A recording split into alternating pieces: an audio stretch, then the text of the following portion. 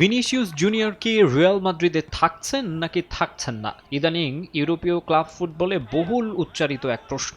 একদিন খবর বের হয় স্প্যানিশ ক্লাবের সঙ্গে নতুন চুক্তি করছেন ব্রাজিলিয়ান তারকা, পরদিনই জোর গুঞ্জন আর্সেনালে পাড়ি জমানোটা কেবল সময়ের ব্যাপার।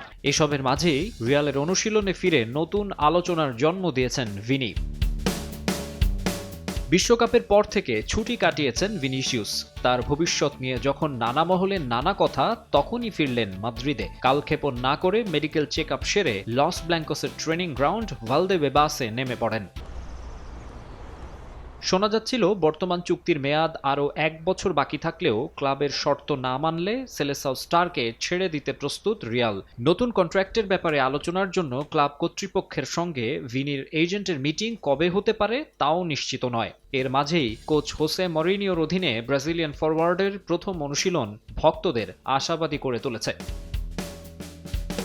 ভিনির সঙ্গে ভালদেবেবাসে মরিনিওর অধীনে প্রথমবারের মতো অনুশীলন করেছেন নতুন সাইনিং বার্নার্দো সিলভাও। ম্যানচেস্টার সিটিতে 9 বছরের সফল ক্যারিয়ার শেষে ফ্রি এজেন্ট হিসেবে রয়্যাল মাদ্রিদে যোগ দিয়েছেন পর্তুগিজ তারকা। স্বদেশি কোচ মরিনিওর প্ল্যানে ভালোভাবেই আছেন এই রাইট উইঙ্গার। রদ্রিগো ও মাস্তান্তুয়ানো ওই পজিশনে আস্থার প্রতিদান দিতে ব্যর্থ, তাই সিলভার কাঁধে থাকছে গুরু দায়িত্ব। ভিনি সিলভারা ইউরোপের টপ লিগের ময়দানে থাকলেও মোহাম্মদ সালার ক্ষেত্রে পাল্টে যেতে পারে দৃশ্যপট। লিভারপুলকে চ্যাম্পিয়ন্স লিগ ও ইপিএল জেতানো তারকার পরবর্তী গন্তব্য হতে পারে তুরস্ক। মিশরীয় অধিনায়কের জন্য মেগা ডিল নিয়ে প্রস্তুত ট্রাবজনস্পর। 17 মিলিয়ন ইউরো বার্ষিক বেতনের পাশাপাশি বোনাস, প্রস্তুত প্রাইভেট জেটও। শোনা যাচ্ছিল সালার ব্যাপারে আগ্রহ দেখিয়েছিল আরেক তুর্কি ক্লাব বেসিকতাস।